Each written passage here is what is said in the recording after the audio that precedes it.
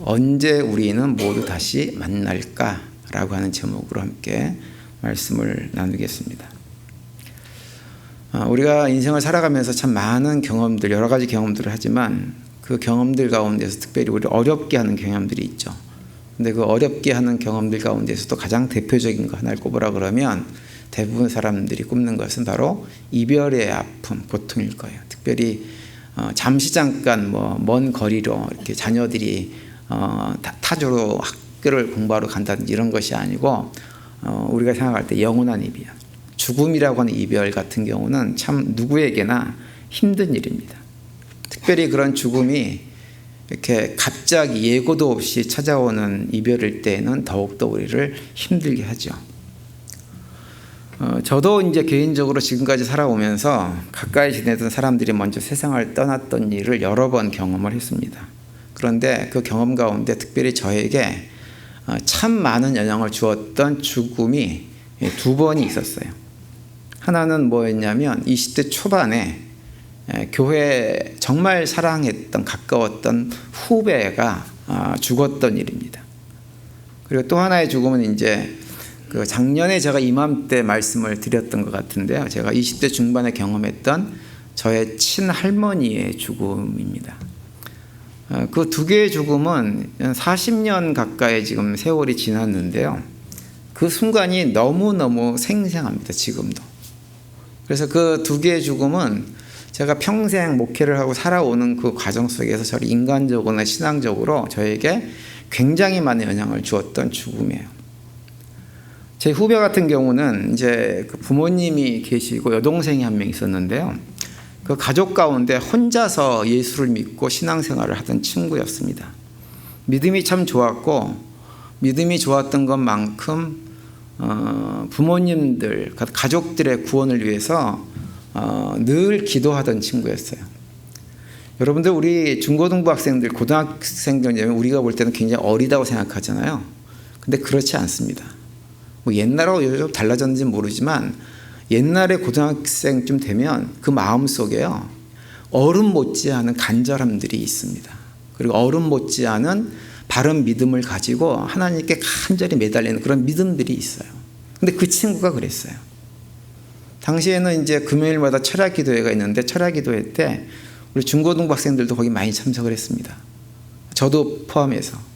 근데 그때 보면 그 친구가 얼마나 눈물로 하나님께 기도하는지 몰라요. 딱 한 가지 기도 제목 때문에. 가족들의 영혼 구원. 예수 믿고 같이 신앙생활하는 것이 그 친구의 소원이었어요. 그런데 이제 그랬던 친구가 여름에 이제 고등학교 졸업하고 대학생이 된 이후에 중고등부 교사를 했었는데요. 여름에 이제 여름 수련회를 옛날에 많이 가잖아요. 가가지고 물놀이를 하다가 목뼈가 부러지는 사고를 당하게 돼요. 병원으로 이송해가지고 이렇게 검사를 해보니까 당시에 닥터의 의사의 소견은 뭐였냐면 뼈가 부러진 그 목뼈를 번호를 보면 그 사고 당시에 즉사를 해야 맞는 부위래요. 그런데 이제 숨이 붙어 있었어요. 그러니까는 멀쩡해요. 위에는 몸만 이제 가누질 못해요. 전혀. 그 상태로 병원에 입원을 해가지고 일주일 지내면서 수술을 이렇게 저렇게 좀 받았어요. 그런데 일주일 후에 수술을 받다가 수술실에서 하나님 품에 안겼습니다. 제가 이제 그 친구의 죽음을 지금까지도 잊지 못하는 것은 무엇 때문이냐면 장례식을 마치고 난 바로 직후 주일날 있었던 일 때문에 그래요. 장례식이 다 끝났어요. 끝나고 나서 다음날 주일이 돼가지고 이제 예배를 준비하고 있는데 그 후배의 부모님들이 교회를 방문했습니다. 당시만 해도 이제 그 부모님들이 예수를 믿지 않기 때문에 혹시라도 주일날 그 예배 중에 이분들이 소란을 일으킬까 이런 생각을 안내 보시던 분들이 했대요.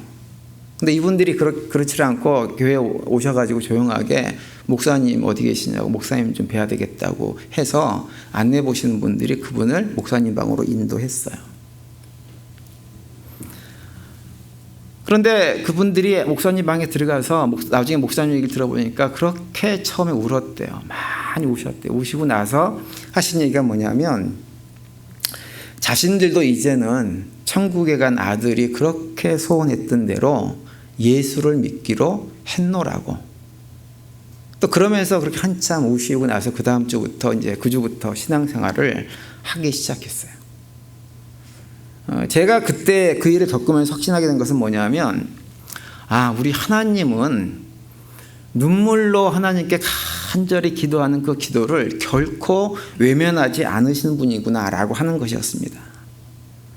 우리 하나님은요, 우리가 눈물로 간절히 기도를 드리면 결코 그 기도를 외면하지 않으시는 분이세요.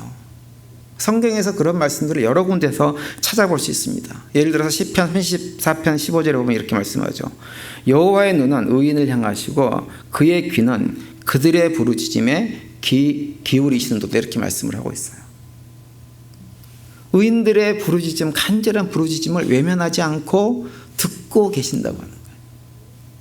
그리고 또 시편 126편 5절 6절에 보면 이렇게 말씀하죠. 눈물을 흘리며 씨를 뿌리는 자는 기쁨으로 거두리로다. 울며 씨를 뿌리러 나가는 자는 반드시 기쁨으로 그 곡식단을 가지고 돌아오리로다, 이렇게도 말씀을 합니다. 제가 그 후배의 죽음을 통해 가지고 이 말씀들을 확인했어요.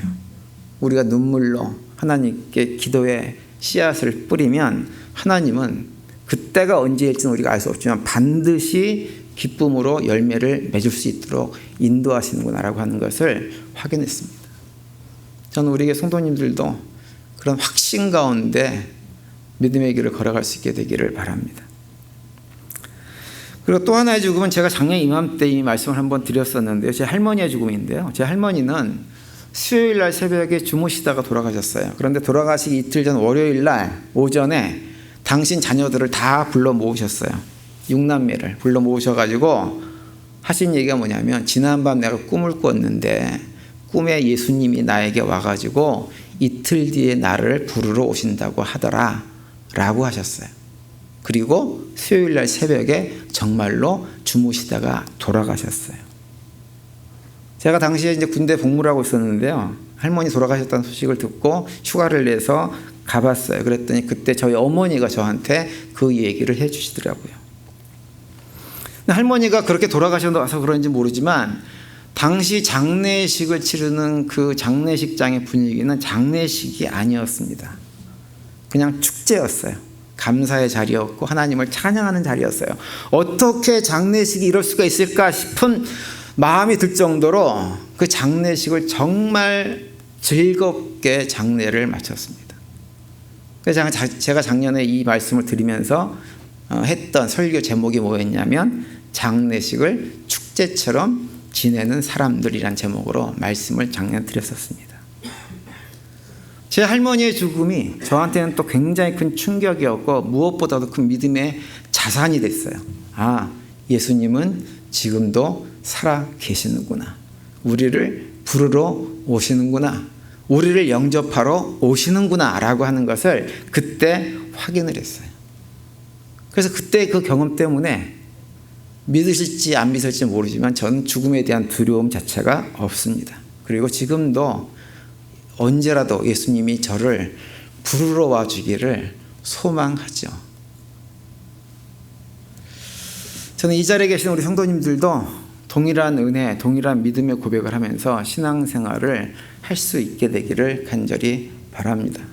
여러분, 우리 믿음의 성도들은요, 이 땅에서 경험할 수밖에 없는 죽음을 세상 사람들과는 다르게 바라보는 사람들입니다.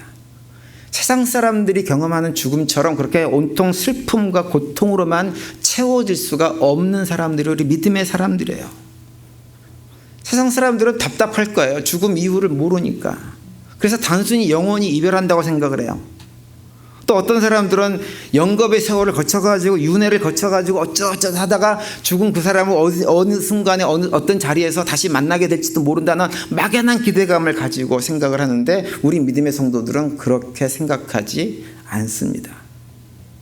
우리 믿음의 성도들에게 죽음이라고 하는 것은 이 생의 삶을 살아가면서 입고 있던 육신의 옷을 벗어버리고 새롭게 거듭나서 아버지 집으로 가서 시작하는 새로운 삶의 시작일 뿐인 거예요. 그리고 그 새롭게 시작하는 아버지 집은 어떤 집이냐? 그 삶은 어떤 삶이냐? 우리가 이 세상에서는 경험할 수 없는 새롭고 놀랍고 참된 평안과 기쁨과 만족이 주어지는 그런 삶의 자리가 아버지의 집입니다. 그래서 우리 믿음의 성도들에게 이 생의 육신의 옷을 갖다가 벗어버린다고 하는 것은 슬픔이 될 수가 없어요. 기쁨이고 감사하고 소망인 거예요. 물론 육신을 입고 살아가면서 가깝게 지냈던 사람들이 잠시 잠깐 보이지 않게 되는 이런 현상을 경험하면서 그때 슬프지 않을 수는 없을 것 같아요. 그때 잠깐 슬플 수 있는데 그것뿐입니다. 아쉬움 그것뿐이에요. 그 이상이 없어요. 오히려 성도들에게는 항상 말씀드린 대로 이제는 죽음 이후에 새로운 삶, 온전한 삶, 타락한 육신 때문에 이 땅에서 지지고 볶고 싸우면서 괴롭고 힘들었던 이런 모든 것들이 사라진, 그래서 슬픔이 아닌 기쁨과 감사가 있는 그 자리로 나가는 것이기 때문에 우리는 기뻐하고 감사하는 자리가 죽음의 자리여야 합니다. 그래서 오늘 본문 13절에 보시면 이렇게 말씀을 하고 계세요. 형제들아, 자는 자들에 관하여는 너희가 알지 못함을 우리가 원하지 아니하노니. 알지 못함을 원하지 않는다는 건 뭐예요? 알기를 원한다는 얘기예요. 알기를 원하니 뭘 알기를 원하느냐? 이는 소망 없는 다름과 같이 슬퍼하지 않게 하라 함이라 이렇게 말씀하고 있어요. 자는 자들에 관해서 너희들이 알면 세상 사람들처럼 소망이 없는 사람처럼 결코 너희들이 슬퍼하지 않을 것이라고 하는 거예요. 그런데 이제 오늘 본문에 보면 이 죽음에 대해서 얘기를 하면서 우리들로 하여금 조금 오해를 하게 만들 가능성이 있는 표현을 지금 사용하고 있습니다. 그건 뭐냐면 죽은 성도들을 뭐라고 표현하냐면 자는 자들이다 이렇게 표현을 하고 있어요. 여러분, 잔다고 하는 표현은 1차적으로 딱 들어보면 어떤 생각이 들으세요? 잔다고 하는 의미는 뭐냐면 깰 때가 올 거라고 하는 것이고, 깰 때가 온다는 얘기는 죽은 자 같지만 사실은 죽은 자가 아니라고 하는 거예요. 그 얘기를 하고 있는 거예요. 근데 문제가 하나 있어요. 오케이, 죽지 않고 잠자는 것까지는 이해했어요. 그런데 문제는 뭐냐 하면 그러면 언제까지 자다가 깰 것이냐라고 하는 거예요. 언제까지 자다가 깨는 것입니까? 오늘 보면 16절에 보시면 이렇게 또 말씀합니다. 주께서 호령과 천사장의 소리와 하늘의 나팔 소리로 친히 하늘로부터 강림하시리니 그리스도 안에서 죽은 자들이 먼저 일어나고 이렇게 말씀하고 있어요. 이 말씀을 보면 언제 깨어나는 거예요? 주님께서 강림하실 때, 다시 말하면 예수님께서 재림하실 때 그때 가서 비로소 깨어난다라고 말씀을 하고 있는 거예요. 그런데 이것도 문제인 것은 뭐냐면 그러면 예수님께서 언제 재림을 하시느냐라고 하는 거예요. 우리가 그걸 몰라요. 예수님도 그걸 정확하게 말씀을 하지 않으셨어요. 그때와 그 시는 예수님 자신도 모르고 오직 성부 하나님 아버지만 아시는 것이다라고 말씀을 하셨지 언제라고 말씀을 하신 적이 단 한 번도 없어요. 그래서 꽁꽁 감춰져 있어요. 그리고 오늘 본문을 보면 어떻게 표현하고 있냐면 심지어 그때는 언제냐? 인류 종말의 때인 것처럼 묘사를 하고 있습니다. 17절 보시면 그 후에 우리 살아남은 자들도 그들과 함께 구름 속으로 끌어올려 공중에서 주를 영접하게 하시리니 그리하여 우리가 항상 주와 함께 있으리라 이렇게 말씀하고 있어요. 여기서 우리 살아남은 자들이라는 표현은 예수님께서 재림하실 당시에 이 땅에서 육신을 입고 살아가는 사람들이 있을 그때를 말하는 거예요. 그런데 그런 사람들이, 그런 성도들이 이제는 공중으로 끌어올려 간다고 하는 것은 뭐냐면 이 세상이 완전히 끝나버린 상태라고 하는 거예요. 그러니까 결국은 예수님께서 재림하실 때 그때 어떤 일이 벌어지냐면 잠자던 자들이 깨어난다고 하는 거죠. 여러분, 우리가 그때까지 잠을 자야 되는데요. 도대체 그 잠을 얼마나 자야 될까요? 100년은 아닐 거고 1000년쯤 자야 되나요? 언제까지 잠을 자야 부활하셔가지고 공중에서 재림하시는 그 예수님을 우리가 만날 수 있을까요? 뿐만 아니라 그 예수님 만나는 것뿐만 아니라 지난 역사 가운데 믿음 안에 잠든 모든 사람들이 깨어나가지고 예수님과 함께 어우러져서 살아가는 그 하나님의 나라, 천국, 아버지 집의 영광을 누리면서 삶을 사는 날이 언제쯤 올까요? 성경에 보면요, 여기에 대해서 정확하게 설명을 해주고 있지를 않습니다. 정확하게 설명을 할 수가 없어요. 죽음 이후에 어떤 일이 벌어질지, 예수님께서 언제 재림하시는지 전혀 언급이 없어요. 제가 오늘은 근데 그 설명을 좀 드리려고 합니다. 그 설명을 드리려고 해요. 이제 그러다 보니까 제가 오늘 설명을 드리면서도 제가 미리 말씀드리는 건 뭐냐 하면, 제가 드리는 이 설명도 100% 맞는 설명이다라고 얘기를 할 수가 없어요. 그런데 저는 그렇게 믿어요. 그렇기 때문에 말씀드리는 거예요. 그래서 혹시라도 여러분들이 제 설명을 들으면서 에이 목사님 그건 아닌 것 같은데요 라고 하는 생각이 혹시 들으시면 그냥 그렇게 생각하셔도 상관은 없어요. 근데 저는 제가 성경을 연구하면서, 성경을 찾아보면서 이럴 것이다 라고 하는 믿음과 확신을 가지고 있어요. 그리고 제가 경험했던 그 2번의 죽음을 통해서 더욱더 이런 확신들을 가지고 있습니다. 1차적으로 이제 그 캐톨릭 같은 데서는 어디서 얼마나 잘 것이냐라고 하는 문제를 해결하기 위해서 이 연옥이라고 하는 것을 만들어 가지고요, 거기서 있을 것이다 이렇게 설명을 합니다. 그런데 문제는 뭐냐면 연옥이라고 하는 것에 대해서 성경적인 근거가 그 어디에도 없다고 하는 거예요. 그렇게 얘기하면 안 돼요. 자기들 마음대로 우리가 뭘 얘기해도 철저하게 말씀에 근거해서 이 얘기를 하고 주장을 해야지, 아무런 근거도 없는데 딱 갖다가 어디서 가져와 가지고는 연옥에서 뭘 있을 것이다 라는 얘기를 해서는 안 되기 때문에 그렇게 얘기하면 안 되는 거예요. 그러니까 저는 연옥은 아니라고 봅니다. 그럼 도대체 어디서 언제까지 잠을 자야 될까? 어디서 잔다고 생각하세요? 땅에서 자나요? 땅에 묻혀가지고? 아니면 화장을 해가지고는 이제 뭐라 그래, 유골함이라고 하는 항아리에 이렇게 담겨가지고 거기서 수백 년 동안, 수천 년 동안 거기서 잠을 자나요? 제가 결론부터 말씀드리면 잠자며 기다리는 장소 같은 것은 존재하지 않습니다. 그리고 잠자며 기다리는 장소가 존재하지 않는다고 하는 것은 우리가 기다릴 필요도 없다고 하는 거예요. 성경에 없는 얘기를 갖다 목사님 하시는 것 같아서 막 얼굴이 이상해지는 분들이 계시는 것 같아요. 없어요. 잠자는 장소도 없고 잠자서 기다릴 필요도 없어요. 제가 성경 말씀 가운데 2군데 말씀을 통해서 그런 결론을 내렸어요. 첫 번째 말씀은 어디냐면 베드로후서 3장에 있는 말씀이에요. 3장 8절에 보면 이렇게 말씀합니다. 사랑하는 자들아, 죽게는 하루가 1000년 같고 1000년이 하루 같다는 이 한 가지를 잊지 말라, 이렇게 말씀하고 있어요. 예전에 제가 베드로후서 3장 8절 말씀을 한번 설명을 드린 적이 있었어요. 근데 이 말씀은 한마디로 얘기하면 뭐냐면 우리가 이 생을 살아가면서 경험하는 이 땅에서의 시간 개념과 하나님의 시간 개념이 근본적으로 다르다고 하는 것을 말씀을 하고 있는 거예요. 그래서 우리 입장에서는 수백 년, 수천 년이 시간이 지나간 것 같은데 하나님의 입장에서는 그 시간이 단 하루에 불과할 수 있다고 하는 거예요. 하루 이틀에.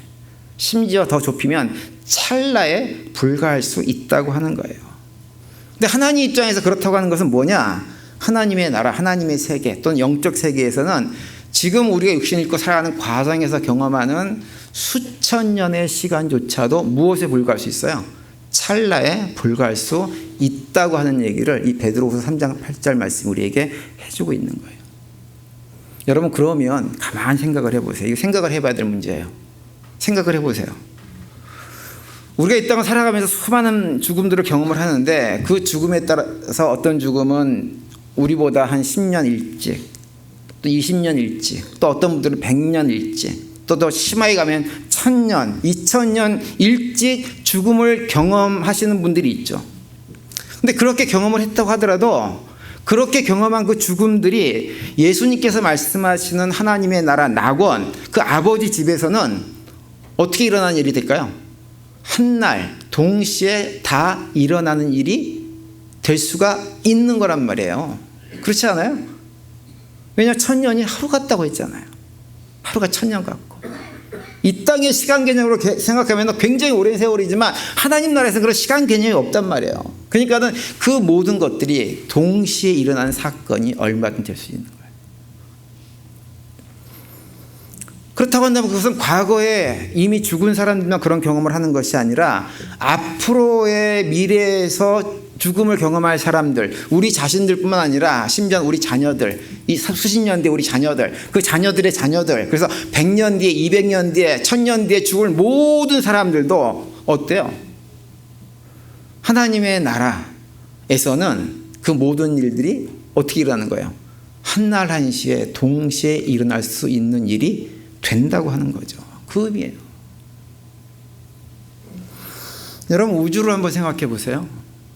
우주라고 하는 것이 얼마나 광활합니까? 상상하기 힘들 정도로 큰 것이 우주예요. 그런데 그 우주 가운데 눈에 보이지도 않는 작은 행성인 지구라고 하는 곳에, 그리고 미국이라고 하는 이 땅에, 그리고 그 미국이라는 나라 중에서 루이지애나주 슈리포트 보조라는 도시에 살아가고 있는 우리 자신들은 우주적인 관점에서 보면 보이는 존재인가요? 전혀 안 보이는 존재예요. 없다고 해도 과언이 아닌 존재들이 우리들입니다. 그런데 공간 크기만 그런 것이 아니라 시간도 마찬가지예요. 시간도 영원이라고 하는 시간과 비교해 볼 때 우리가 이 땅에서 살아가는 삶의 과정, 그것이 1000년이 됐든 10,000년이 됐든 그 시간은요, 없는 거나 마찬가지인 시간입니다. 찰나에 불과한 거예요. 그것을 구약성경 시편에 보면 그런 것들을 깨달아 알았던 시편 기자가 있어요. 시편 39편 5절에 보면 이렇게 말씀합니다. 주께서 나의 날을 한 뼘 길이만큼 되게 하시매 나의 일생이 주 앞에는 없는 것 같사오니, 이렇게 얘기해요.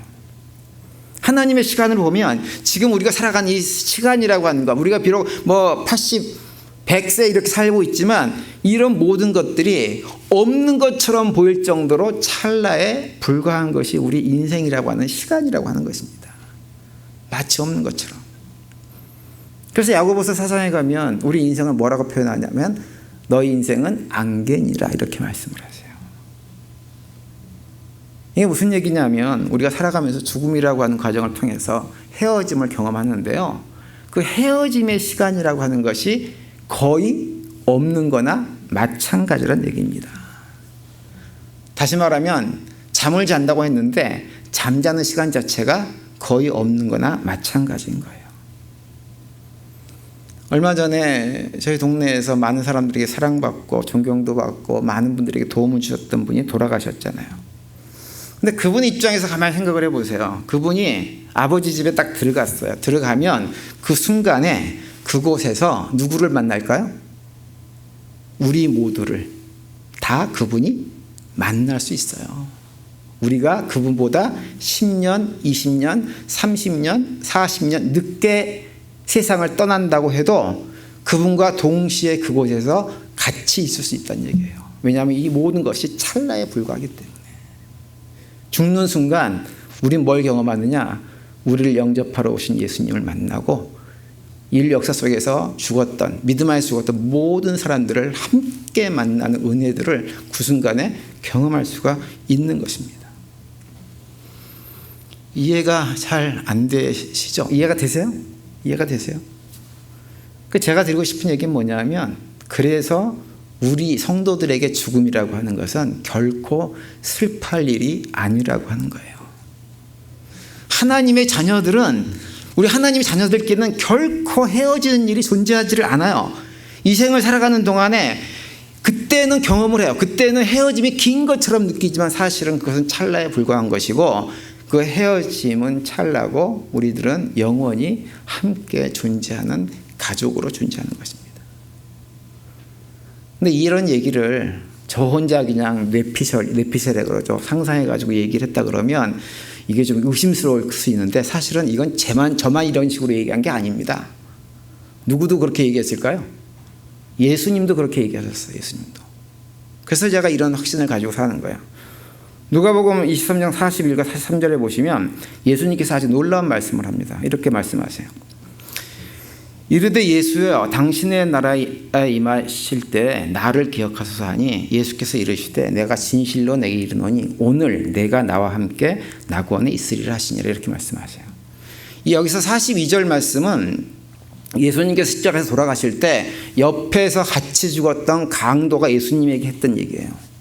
그리고 43절 말씀은 예수님께서 강도 얘기를 듣고 대답하신 말씀이에요. 그런데 강도는 뭐라고 예수님에게 얘기했냐면 당신의 나라가 임하실 때 미래로 얘기해. 미래 언젠가 그때 나를 기억해 달라고 하는 거예요. 다시 말하면 나중에 예수님께서 공중재림하실 때 예수님의 나라가 완성되어져 가지고 많은 사람들이 부활할 때 나도 부활해서 그때 주님 날 기억하셔가지고 부활시켜서 내가 당신의 나라에 함께 할 수 있도록 해주세요 라고 강도가 예수님에게 부탁한 것입니다. 그런데 예수님께서 강도의 얘기를 듣고 뭐라고 하셨어요? 그래, 내가 그때가 되어지면 너를 그렇게 해줄게 라고 말씀하셨어요? 아니에요. 뭐라고 말씀하셨어요? 오늘 내가 나와 함께 낙원에 있으리라 이렇게 말씀하세요.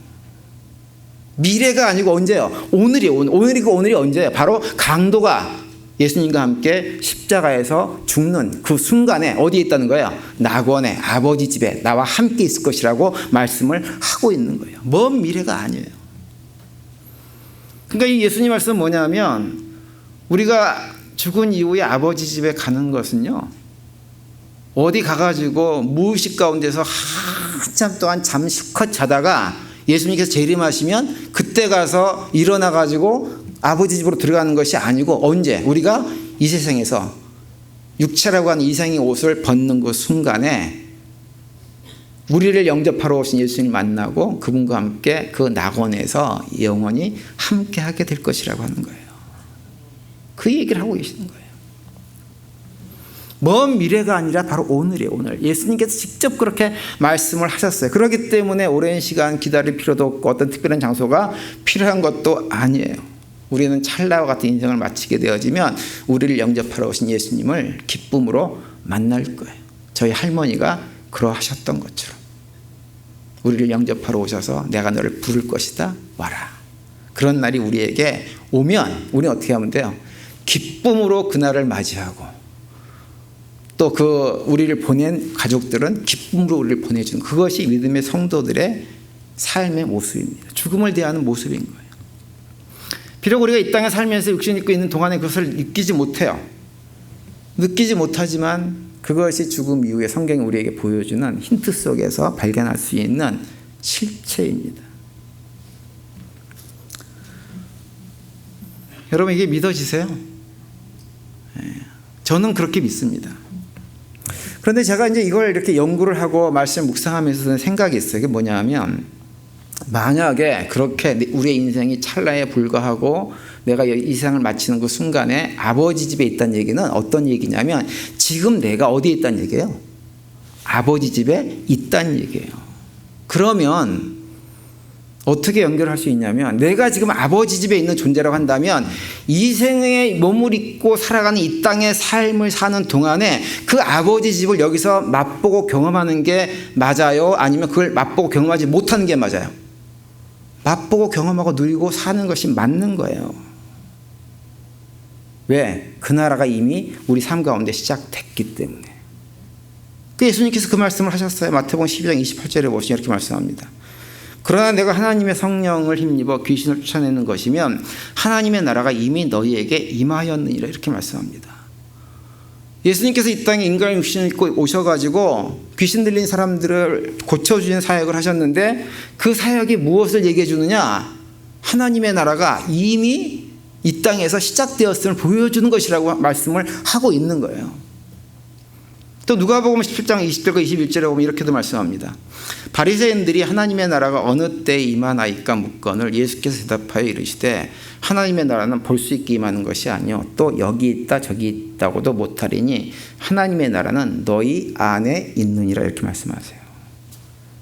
바리새인들이 예수님에게 하나님의 나라가 언제 임하느냐 묻자 뭐라고 말씀하세요? 그 나라는 이미 어디에? 우리 가운데 있다라고 말씀하세요. 이미 시작되었다고 하는 거예요. 그렇기 때문에 우리가 이 생의 삶을 마치고 아버지 집 하나님 나라에 갈 사람들은 이 땅에서도 그 나라를 맛보고 경험하고 누리고 사는 것이 지극히 정상입니다. 비록 그것이 온전한 것은 아닐지라도 부족함이 있을지라도 그것을 맛보고 사는 것이 맞는 거예요. 그래서 우리가 이 세상에서 그 삶을 맛보다가 죽는 순간, 삶을 마감하는 순간 그 나라로 들어가는 거죠. 우리의 성도님들은 그 나라를 맛보고 사십니까? 저 우리의 성도님들이 그 나라를 맛보고 살기를 원합니다. 근데 혹시라도 그것을 맛보지 못하고 내 삶이 꼭 지옥 같아 라고 생각하시는 분들이 있으면 곰곰이 생각해 보세요. 내가 정말 예수를 믿는 것인지, 신앙생활을 바르게 하고 있는 것인지.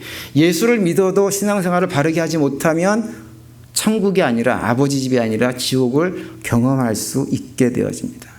그걸 성경이 우리에게 말씀을 해줘요. 신약성경 갈라디아서 5장에 그 말씀을 해주고 있죠. 5장 19절 20절 보면 이렇게 말씀합니다. 육체의 일은 분명하니 곧 음행과 더러운 것과 호색과 우상 숭배와 주술과 원수 맺는 것과 분쟁과 시기와 분냉과 당짓는 것과 분열함과 이단과 투기와 술 취함과 방탕함과 또 그와 같은 것들이라 이렇게 말씀합니다. 그러면서 21절 끝에 뭐라고 말씀하세요? 이런 일들을 행하는 사람들은 결코 뭘 얻을 수 없어요. 하나님의 나라를 유업으로 얻을 수 없을 것이다 이렇게 말씀합니다. 원수 맺는 것, 분쟁하는 것, 시기 질투하는 것, 당짓는 것, 분열하는 것, 투기하는 것, 이런 것들이 내 삶을 지배하는 한 우리는 결코 이 땅에서 하나님의 나라를 맛볼 수 없고, 그런 사람들은 하나님의 나라를 유업으로 받을 수 없다는 얘기예요. 그 얘기는 뭐예요? 하나님 나라에 들어갈 수 없다는 얘기예요. 우리 스스로 점검해 볼 수 있어요. 내가 이런 일을 하고 있는가? 원수 맺고 사는가? 분쟁의 중심에 있는가? 시기와 질투 가운데 살아가고 있는가? 라고 하는 것들을 점검해 봐야 됩니다.